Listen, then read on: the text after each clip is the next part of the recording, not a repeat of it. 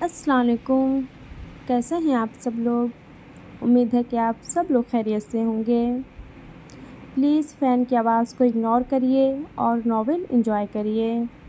تانیہ طاہر کا ناول شروع کرتے ہیں۔ شاذ صبح صبح ہی خرم کو گھر لے آیا تھا۔ خرم نے اس سے ورشا کے بارے میں کوئی بات نہیں کی تھی۔ آج ثنا بھی ساتھ تھی۔ اگر وہ اکیلی ہوتی تو شاید اس سے ذکر کر ہی لیتی۔ شاذ اور وہ دونوں اندر آ گئے۔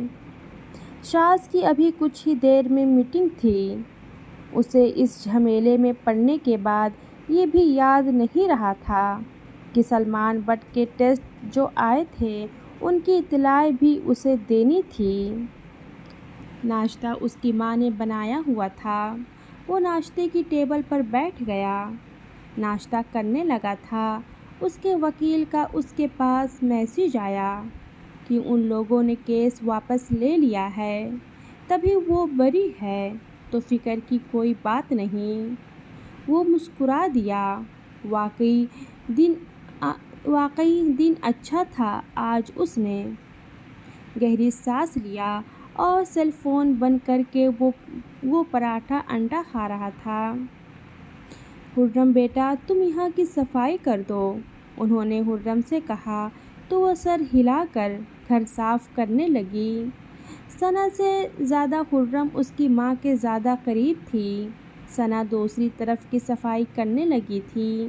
صفائی کرنے کے بعد وہ لوگ کھانا پکانے لگے اور ثنا اس کے پاس آ گئی۔ وہ نیوز دیکھ رہا تھا۔ آج تم گئے نہیں؟ وہ مسکرا کر بولی۔ شاذ کو اس کے ساتھ بیٹھنا اچھا نہیں لگا۔ وہ صرف اس کی منگنیتر تھی، بیوی نہیں، جو منہ اٹھا کر آ گئی تھی۔ تم مما کے پاس جاؤ، شاذ بولا تو ثنا نے منہ بنایا۔ کیا ہو گیا ہے؟ وہ لوگ تو کچن میں مصروف ہیں۔ تمہارے پاس ضمیر تو ہے، شاذ غصے سے بولا۔ چھوڑو شاذ، کیا ہو گیا ہے؟ اچھا مجھے یہ بتاؤ، تم آج عدالت جاؤ گے؟ وہ بولی تو شاذ نے نفی میں سر ہلایا۔ اس کیس سے میں نکل گیا ہوں۔ ان بیوقوفوں کو ہوش آ گیا ہے کہ کسی پر بھی منہ اٹھا کر الزام نہیں لگایا جاتا، تبھی وہ الزام واپس لے چکے ہیں۔ وہ سنجیدگی سے بولا تو ثنا نے بے ساختہ اس کا ہاتھ تھام لیا۔ واقعی؟ شاذ نے اس کا ہاتھ اپنے ہاتھ پر دیکھا اور ایک دم ہی ہاتھ کھینچ لیا۔ شاذ تم ایسے کیوں بیہیو کرتے ہو؟ تم نے مراد اور ورشا کو دیکھا تھا۔ مراد ورشا کا ہر وقت ہاتھ تھام کر رکھتا تھا اور ورشا اس کے پیچھے پیچھے رہتی تھی۔ تم کیوں پھر اریٹیٹ ہوتے ہو؟ منگنیتر تو آپس میں ایک دوسرے کا ہاتھ تھام ہی لیتے ہیں، ثنا افسوس سے بولی۔ شٹ اپ ثنا، شاذ اس بے وجہ مثال پر بھڑک اٹھا۔ مجھے عورت کا کسی بھی مرد سے محرم بنے بغیر گھلنا سخت نفرت زدہ لگتا ہے، اور میں ایسے کسی عورت کو قبول نہیں کر سکتا جو مردوں کی باہوں میں باہیں ڈالے، بھلے وہ تم ہی کیوں نہ ہو، اور تمہارے سامنے میں تمہارا منگنیتر ہی کیوں نہ ہو۔ میں تمہارا منگنیتر ہوں اور نہ محرم ہوں۔ جس دن تم میری محرم بن جاؤ گی اس دن یہ سب عام باتیں ہو جائے گی، وہ بولا اور لہجہ کڑک تھا۔ محبت میں سب جائز ہے، ثنا نے احتجاج کیا۔ تو کیا نکاح سے پہلے تم میری خواہشات کو پورا کر سکتی ہو؟ وہ بے حد سختی سے بول اٹھا۔ یہ سمجھ کر کہ کسی بھی لڑکی کے لیے یہ بات بہت سخت ہوتی ہے۔ ثنا مسکرا اٹھی۔ اگر تم ایسی خواہش کرو گے تو ثنا، وہ ایک عجیب زلزلے سے گھبرایا کہ ثنا کے رنگ فک ہو گئے کہ اس کی ماں اور خرم بھی باہر آ گئی۔ وہ کھڑا ہو چکا تھا۔ یہ تو تم یہاں سے چلی جاؤ ورنہ میں کچھ بہت برا کر دوں گا۔ اس نے دانت پیس لیے تھے، جبکہ ثنا نے غور سے اسے دیکھا۔ شرمندگی ہوئی تھی سب کے سامنے۔ ایک بار شادی ہو جانے دو شاز، تمہارے یہ سارے نخرے تو میں ختم ہی کر دوں گی۔ وہ اسے دیکھتے ہوئے سوچتی وہاں سے کچن میں آ گئی۔ کیا ہوا ہے بیٹا؟ اس کی ماں نے پوچھا۔ ثنا نے ان کی طرف دیکھا۔ کچھ نہیں آنٹی، اب کیا ساری باتیں آپ کو بتاؤں؟ وہ ذرا سر جھٹک کر بولی تو خرم نے بہن کی طرف دیکھا۔ کیسی بات کر رہی ہو یہ تم تو چپ رہو۔ وہ اس پر بھی بھڑک کر بولی اور رخ موڑ لیا، اپنے موبائل کو دیکھنے لگی۔ دوسری طرف شاز کی پیشانی پر پسینے پھر گیا تھا۔ اس کے وہم و گمان میں بھی نہیں تھا ثنا اس قسم کی سوچ رکھتی ہے۔ اسے نہیں لگتا تھا کہ وہ ایسی سوچ رکھتی ہوگی، مگر اس کے سامنے تھی، اور آج پہلی بار ہی اس نے یہ سوچا تھا کہ کیا اس کے جیسا ذہن رکھنے والا شخص ثنا کے ساتھ گزارا کر پائے گا۔ وہ بھی انہی سوچوں میں گم تھا کہ سامنے سے آتے عادل کو دیکھا، اور حیرانگی سے وہ اپنی جگہ سے اٹھ گیا۔ عادل کے پیچھے اشار، ارسلان اور باسم کے ساتھ ان کے والد بھی تھے۔ وہ سب اندر آ گئے۔ شاز ان سب کو دیکھ رہا تھا۔ وہ جانتا تھا اب یہاں کیا ہونے والا ہے، مگر اس نے چہرے پر کوئی تاثر نہیں دیا۔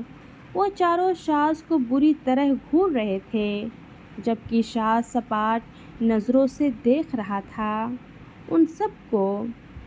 والد کہاں ہیں تمہارے؟ ان کے باپ نے پوچھا۔ شاز نے ایک لمبا سانس کھینچا تھا۔ کچن سے اس کی ماں اور ثنا بھی باہر آ گئی۔ انہوں نے ان سب کو اپنے گھر پر دیکھا تو شاز کو دیکھنے لگی۔ یہ لوگ کیوں آئے ہیں شاز؟ وہ اس کے پاس آئی، جبکہ ثنا بھی ان کے ساتھ آ کر کھڑی ہو گئی۔ خرم نے بھی ہاتھ دھوئے اور وہ بھی باہر آ گئی، مگر وہ نہیں جانتی تھی باہر اس کا کس سے سامنا ہو جائے گا۔ عادل کی نگاہ اس پر نہیں اٹھی تھی، جبکہ خرم پورے 2 سال بعد اسے آنکھوں کے سامنے دیکھ کر وہیں تھم گئی۔ اسے لگا اس کی سانسیں ابھی نکل جائیں گی۔ وہ پہلے سے کئی گنا خوبصورت ہو چکا تھا، بہت ہینڈسم۔ وہ تھم گئی تھی، جبکہ شاز کی آواز پر ایک دم وہ ہوش میں آئی۔ کیوں ملنا ہے تم لوگوں نے ان سے؟ وہ بولا، لہجہ سرد ہی تھا۔ اس کی اتنی زبان، میں اس کی زبان نکال لوں گا۔ عادل جنونی سا ہوتا اس کی طرف بڑھا۔ شاز ویسے ہی کھڑا تھا، اسے معاملہ سمجھ آ گیا تھا۔ تمہارے والد جہاں بھی ہیں انہیں بلاؤ، ہمیں ان سے بات کرنی ہے، ان کے والد سنجیدگی سے بولے۔ وہ تم لوگوں سے نہیں ملیں گے۔ شاز ڈٹ کر کھڑا تھا۔ دیکھو شاز، جو کہا جا رہا ہے وہ کرو۔ اشار، جس نے ہی عادل کو روکا تھا، آگے بڑھ کر بولا۔ میرے گھر میں کھڑے ہو خانزادوں۔ شاز کی بلند آواز پر وہ اس کی طرف دیکھنے لگے۔ تم لوگ اونچی آواز میں مجھ سے بات نہیں کر سکتے، اور اگر ایسا سوچا بھی پولیس کو بلا کر جیل میں بند کروا دوں گا، وہ بولا۔ اور یہ آوازیں سن کر باہر سے آتے نصیر صاحب دوڑ کر گھر میں داخل ہوئے تھے اور ان سب کو دیکھنے لگے۔ شاز نے گہری سانس بھرا۔ ضروری تھا ان کا اس وقت یہاں آنا۔ نصیر صاحب کو دیکھ کر ان سب نے شاز کو اگنور کر دیا تھا۔ ہمیں آپ سے بات کرنی ہے، اشار نے کہا، جبکہ باقی سب خاموش کھڑے تھے۔ بابا، آپ ان سے بات نہیں کریں گے؟ شاز نہیں چاہتا تھا انہیں یہ بات پتہ چلے، مگر ایسا آج ممکن نہیں تھا۔ نصیر صاحب نے شاز کو روکا اور شاز چپ ہو گیا۔ اس کی ماں اور ثنا خاموش تھیں۔ خرم پیچھے کھڑی تھی، ان سب کی نظر خرم پر نہیں گئی تھی۔ شاز دانت پیس رہا تھا۔ ایک بے وجہ الزام کی بنیاد پر وہ ایک بار پھر اس کے ماں باپ کو تکلیف دینے پہنچ گئے تھے۔ ورشا کے والد نے نصرت صاحب کی جانب دیکھا اور آنکھوں میں پانی سا بھر آیا۔ نصیر صاحب نے ایک نظر شاز کو دیکھا، پھر حیرانگی سے انہیں دیکھنے لگے۔ تمہارے بیٹے نے میری بیٹی کے ساتھ زیادتی کی ہے، تنہائی میں اس کا فائدہ اٹھایا ہے، وہ بولے تو نصیر صاحب کی آنکھیں پھیل گئیں اور ان کے ساتھ ساتھ اس کی ماں اور حرم کی بھی، جبکہ ثنا کے ساتھ ایسا کچھ نہیں تھا۔ وہ جانتی تھی شاز نے کچھ نہیں کیا۔ شاز ایک دم باپ کے نزدیک آیا۔ یہ بکواس کر رہے ہیں ڈیڈ، میں نے کچھ نہیں کیا، میرا ان کی بیٹی سے کوئی واسطہ نہیں تھا۔ اپنی بیٹی کی گند میرے گلے میں ڈالنا چاہ رہے ہیں، وہ بھڑکا، جبکہ عادل اور ارسلان نے اس کے منہ پر کھینچ کر مکے مارے۔ دوسری طرف شاز کون سا رکنے والا تھا، وہ ان دونوں پر بھاری پڑنے لگا تھا۔ اس نے ارسلان کا سر کھینچ کر ٹیبل پر مارا، جبکہ عادل کی ناک پر مکہ مار کر وہ اس کا گریبان جکڑے اس کا منہ توڑ دیتا آج اور ساری بھڑاس نکال دیتا۔ اس کو پیچھے سے نصیر صاحب نے پکڑتے اور دوسری طرف باسم اور اشار اگر نہ ان دونوں کو روکتے، اس کی جان نکال لوں گا اگر اس نے میری بہن کے متعلق کچھ کہا، اور میں تمہارے ٹکڑے کر دوں گا اگر تم نے ذرا بھی کوشش کی میرے کردار کو داغدار کرنے کی۔ شاز بھی اکڑا۔ میں یہاں جنگ کرنے نہیں آیا ہوں، میری بیٹی کا سوال ہے، میری بیٹی بن موت مر رہی ہے تمہارے بیٹے کی وجہ سے، وہ بولے اور عادل اور شاز کے بیچ میں آ گئے، جبکہ نصیر صاحب نے سر نفی میں ہلایا۔ میرا بیٹا ایسا نہیں کر سکتا، کیا ثبوت ہے آپ کے پاس جو آپ الزام لگا رہے ہیں، وہ بولے تو شاز کے دل پر کچھ ٹھنڈک سی پڑی اور وہ جو پھر رہا تھا رک گیا۔ دوسری طرف عادل بھی تھم گیا تھا۔ میرے پاس سارے ثبوت ہیں، عادل بولا۔ شاز نے چونک کر اسے دیکھا۔ یہ سگریٹ اور میری بہن خود اس پورے فنکشن میں اس کمینے کے علاوہ کوئی سگریٹ نہیں پی رہا تھا، اور ورشا نے خود اس کا نام لیا ہے۔ کوئی لڑکی خود پر ایسے الزام برداشت نہیں کرتی، عادل دانت پیس کر بولا۔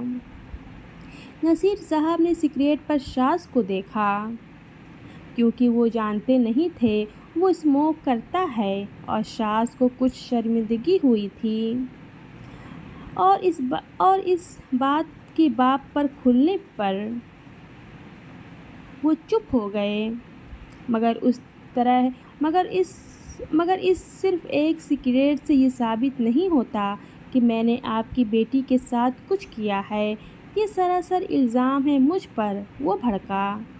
چپ ہو جاؤ، نصیر صاحب ایک دم غصے سے بولے۔ شاز بے یقینی سے باپ کو دیکھنے لگا، اور وہ لوگ بھی نصیر صاحب کا ری ایکشن دیکھ کر کچھ ڈھیلے ہوئے تھے۔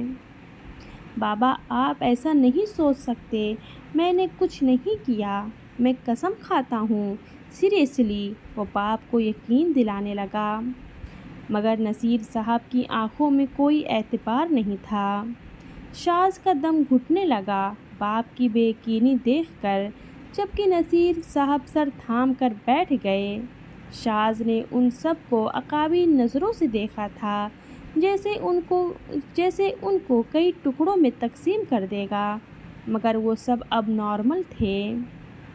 دوسری طرف اس کی ماں بھی نیچے بیٹھتی چلی گئی۔ صرف ایک سگریٹ سے وہ لوگ اس بات پر اتفاق کر چکے تھے۔ یہ بکواس شاز کی سمجھ سے باہر تھی۔ یہ جھوٹ ہے، میں گواہی دیتی ہوں، شاز نے ورشا کے ساتھ کچھ نہیں کیا۔ ورشا کا تعلق تو مراد سے بھی بہت نجی تھا، ہو سکتا ہے دونوں نے ہی کچھ کر لیا ہو اور پھر ڈر کر ڈرامے بازی کر رہے ہوں۔ ثنا بیچ میں ایک دم بولی اور ان سب کو دیکھنے لگی۔ وہ چاروں لڑکی کی وجہ سے خاموش کھڑے تھے، اور حقیقت تو یہ تھی مردوں کے بیچ میں ثنا کا بولنا شاز کو بھی ناگوارا گزرا تھا۔ بھلا وہ اس کے حق میں ہی کیوں نہ بول رہی تھی، جبکہ ان چاروں کو ثنا سے تو نفرت محسوس ہوئی تھی۔ ان کی بہن ہی بیوقوف تھی جو سانپ کو دودھ پلا رہی تھی۔ تمہارا مسئلہ نہیں ہے، تم بیچ میں مت بولو، اور مزید تم نے میری بہن پر کوئی بات کی تو زبان گدی سے کھینچ لوں گا تمہاری۔ باسم نے ثنا کو بھڑک کر کہا۔ ثنا نے چڑھ کر اس کی طرف دیکھا۔ شاذ ایسا کچھ نہیں کر سکتا انکل، آپ یقین کریں اس پر، ثنا نے کہا تو نصیر صاحب نے سر اٹھایا۔ تم نے اتنا گھنونا بدلہ لیا، میں خوش تھا، میرا بیٹا ان کی ٹکر پر جا کر ان کو جھکائے گا، میرے بیٹے کا بدلہ لے گا، مگر شاذ تم نے میرا مان توڑ دیا، تم نے ایک لڑکی سے بدلہ لیا، یہ سب قصوروار تھے شاذ۔ نصیر صاحب نے اس کا گریبان جکڑا۔ یہ جھوٹ ہے بابا، سب جھوٹ، میں نے خدا کی قسم کچھ نہیں کیا، وہ دھاڑا، مگر کوئی فرق نہیں پڑا۔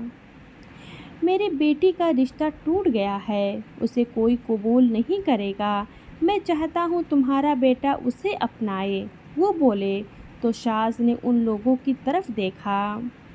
اسے لگا کہ اس کے دماغ کی رگیں پھٹ جائیں گی۔ ثنا بھی ان کی بات پر جم سی گئی، حیرانگی سے ان کی طرف دیکھنے لگی۔ وہ بولے، جبکہ نصیر صاحب نے بنا شاذ کی جانب دیکھے سر ہلا دیا۔ شاذ حیرانگی سے باپ کو دیکھ رہا تھا۔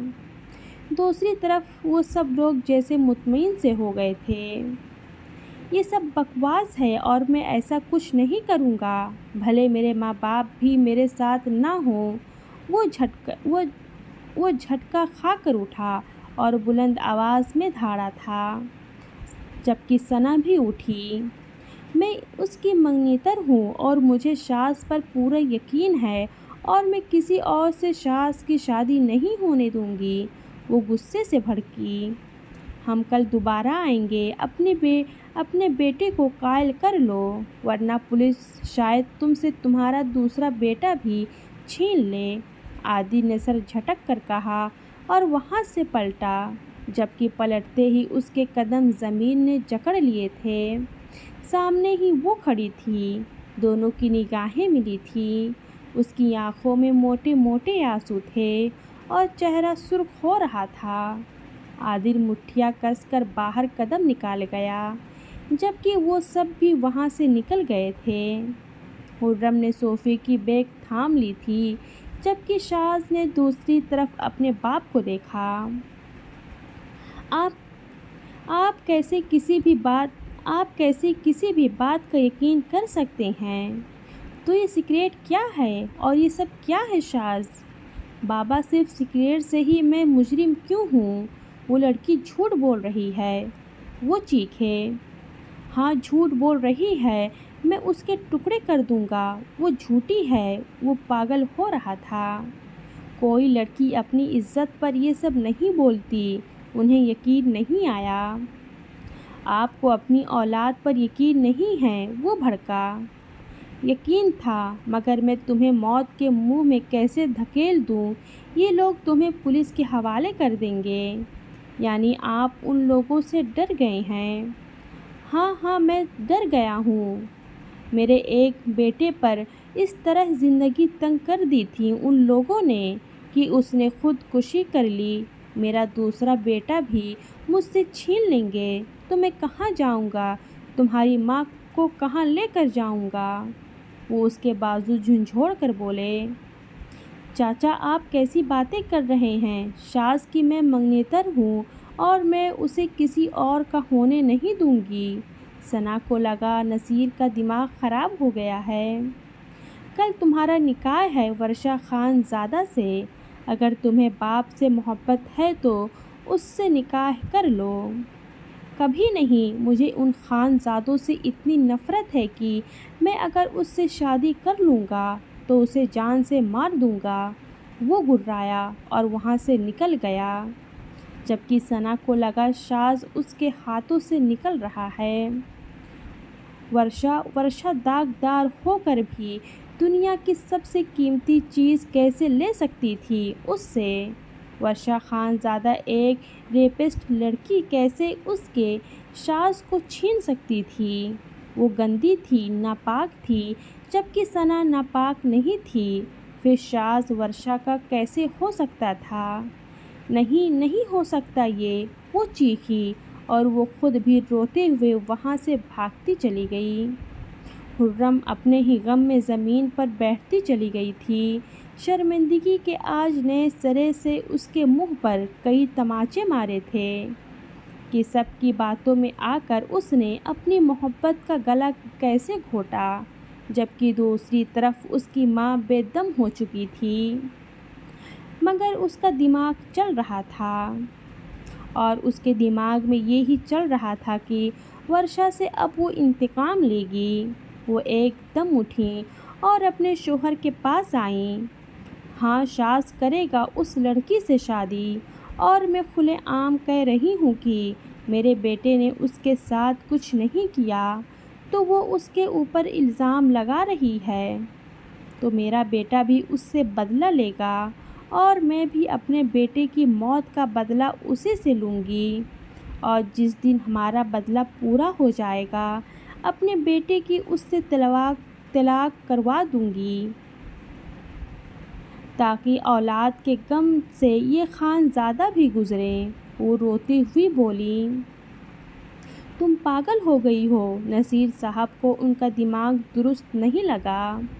اس لڑکی کا کوئی قصور نہیں، اور تو تمہارے بیٹے نے اس کے ساتھ زیادتی کی ہے، اور بدلہ ہمارے ورشا سے نہیں، اس کے گھر والوں سے ہے، اس کے باپ، اس کے بھائیوں سے ہے۔ سمجھ کیوں نہیں آتی تم لوگوں کو یہ بات کہ جس کا قصور ہے بدلہ اس سے لو، یہ دنیا کے ہر شخص سے لوگے۔ نصیر صاحب، اولاد ماں کا جسم وجود ہوتی ہے، اور جسم کے کسی بھی ٹکڑے کو تکلیف ہو تو ماں باپ تڑپ اٹھتے ہیں، جس میں پچھلے 10 سالوں سے تڑپتی آ رہی ہوں، اور جب ورشا کو تکلیف ہوگی تو خانزادوں کی راتیں کوئلوں پر کٹیں گی، اور یہ میرا انتقام ہے، آپ مجھے روک نہیں سکتے۔ بیٹا کھو دیا میں نے، اپنا میرا جوان جہان بیٹا لاش بن کر میرے ہاتھوں میں پڑا تھا۔ اس دن آپ یہ ہمدردی کا بخار چڑھاتے اور کہتے اس کا قصور ہے، اس سے بدلہ لو، اس کا نہیں تو اس سے نہ لو۔ وہ بولی نہیں، چیخی تھی، اور وہ انتقامی نظروں سے مسکرائی، جبکہ آج وہ بہت خوش تھی۔ اللہ حافظ۔